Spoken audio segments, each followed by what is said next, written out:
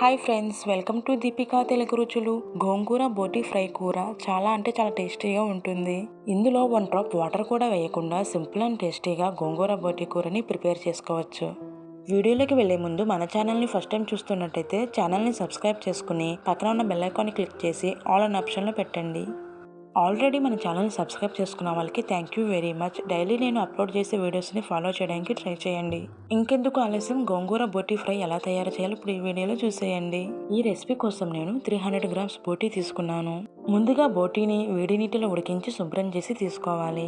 బోటి క్లీనింగ్ వీడియోని నేను షూట్ చేయలేదు, అందుకే మీకు చూపించడం లేదు. ఈ బోటి కూరలోకి ముందుగా గోంగూరని ఉడికించాలి. నేను తీసుకున్న 300 గ్రామ్స్ బోటికి 1 కప్ గోంగూర తీసుకుంటే సరిపోతుంది. గోంగూరని శుభ్రం చేయడానికి వెడల్పుగా ఉన్న గిన్నెలో వేయాలి. గోంగూర కడగడానికి సరిపడా వాటర్ పోసి గోంగూరని 2-3 సార్లు శుభ్రంగా కడగాలి. శుభ్రం చేసిన గోంగూరని వాటర్ రాకుండా తీసుకుని గోంగూర ఉడికించడం కోసం వేరొక బౌల్లోకి వేయాలి.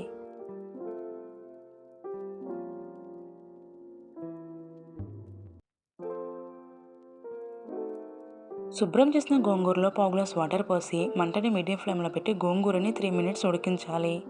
3 మినిట్స్ తర్వాత తరిగిన ఉల్లిపాయ ముక్కలు, టమాటా ముక్కలు, నిలువుగా కట్ చేసిన పచ్చిమిరపకాయలు వేసి ఒకసారి బాగా కలపాలి. ఇప్పుడు మంటని మీడియం ఫ్లేమ్లో పెట్టి మరో 5-6 నిమిషాలు గోంగూరని బాగా ఉడకనివ్వాలి. 5 నిమిషాల తర్వాత ఒకసారి బాగా కలిపి గోంగూర ఉడికిందో లేదో చూడాలి. పవర్ పోవటం వల్ల విండోస్ ఓపెన్ చేసి వీడియో షూట్ చేస్తున్నాను. క్లారిటీ లేకపోతే కొంచెం అడ్జస్ట్ అవ్వండి.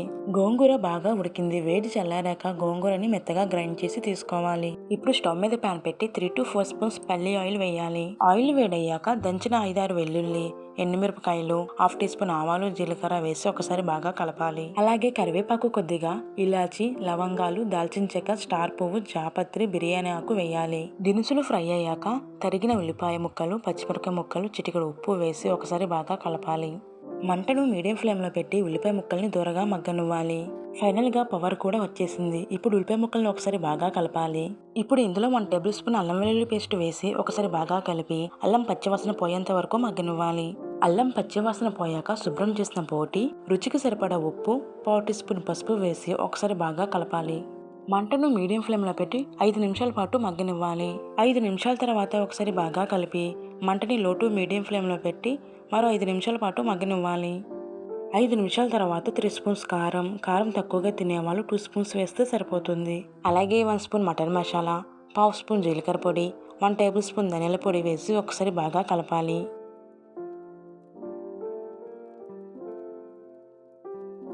ఇప్పుడు మంటని లో ఫ్లేమ్లో పెట్టి మరో 4 నిమిషాల పాటు బోటీని మగ్గనివ్వాలి.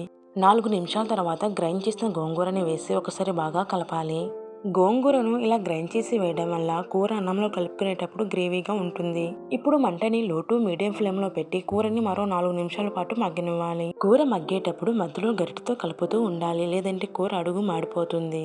ఈ వీడియో మీకు నచ్చినట్లయితే వీడియోకి లైక్ చేసి ఫ్యామిలీ, ఫ్రెండ్స్ అంటే మీ రిలేటివ్స్కి షేర్ చేయండి. ఈ రెసిపీని మీరు కూడా ఒకసారి ట్రై చేసి ఎలా వచ్చిందో కామెంట్ బాక్స్లో నాకు తెలియజేయండి. చివర్లో కొంచెం కొత్తిమీర వేసి ఒకసారి బాగా కలిపి స్టవ్ ఆఫ్ చేస్తే సరిపోతుంది.